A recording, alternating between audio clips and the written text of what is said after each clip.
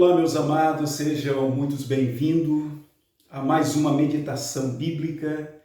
Nós estamos meditando em 2 Timóteo, capítulo 3. Sequenciando o capítulo 3, vamos meditar no versículo 11. As minhas perseguições e os meus sofrimentos, quais me aconteceram em Antioquia, Icônio e Listra, que variadas perseguições tenho suportado. De todas, entretanto, me livrou o Senhor. Meus amados, nós temos observado neste quiasmo a orientação do apóstolo Paulo concernente aos tempos difíceis. Esses tempos difíceis é marcado por corações pedrificados, como nós já vimos em outras meditações. É importante nós entendermos que quando o homem se abstraiu da presença de Deus, deu margem a um crescimento da iniquidade. Lendo a narrativa da criação, nós vamos ver que o primeiro casal, Adão e Eva, desobedeceram ao seu Criador, trazendo assim uma consequência para toda a criação.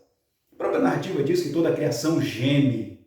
Logo então, nós vamos entender que se é toda a criação, então o homem está incluso aí. Nós não estamos isentos de sofrermos a consequência do pecado, do afastamento do homem da presença de Deus. Quando nós não entendemos a narrativa das Escrituras, nós somos entrincheirados por algumas falácias que diz: o crente não terá problema, o crente não terá nenhum tipo de patologia. Isso não procede das Escrituras. Se é toda a criação, nós estamos inclusos nela.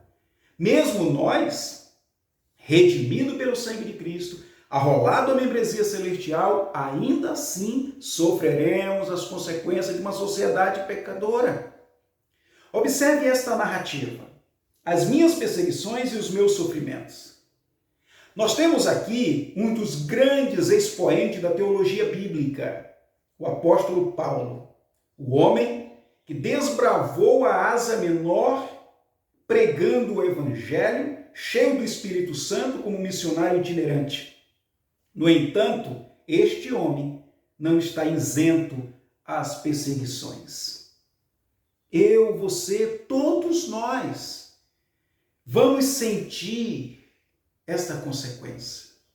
E Paulo pontua geograficamente dizendo: quais me aconteceram em Antioquia, Icônia e Listra. Nesses lugares, Paulo foi perseguido, apedrejado, preso, caluniado, maltratado. Por que isso acontece? Porque ele é um cristão que vive em uma sociedade déspota, pecadora.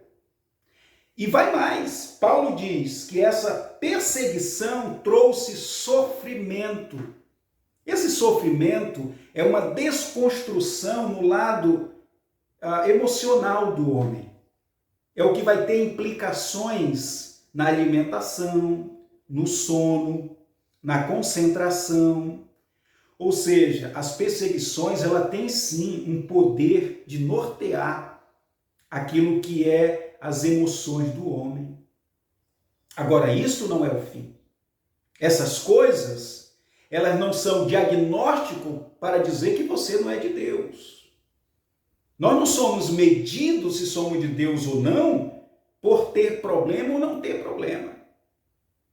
O que dá a nós o diagnóstico incólume de que somos de Deus é que a sua fé em Cristo não é abalada pelas consequências da vida. É que a nossa fé em Deus, ela não fica opaca pelas tribulações, sofrimento e perseguições da vida. Vamos passar por todas.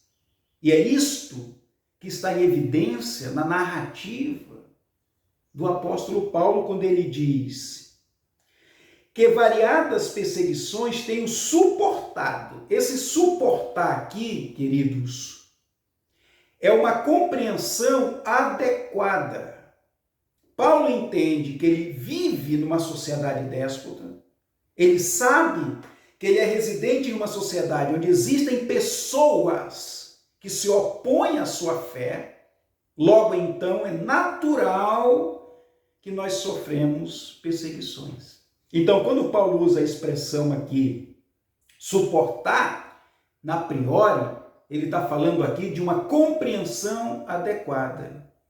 Essa compreensão adequada em quem? Ele diz, de todas, entretanto, me livrou o Senhor. A compreensão adequada de que existe um Deus criador, sustentador, um Deus que é forte, poderoso, que está sempre nele. E ele sabe que esta fé, colocada no autor da vida, lhe dará a vitória sobre a perseguição e o sofrimento.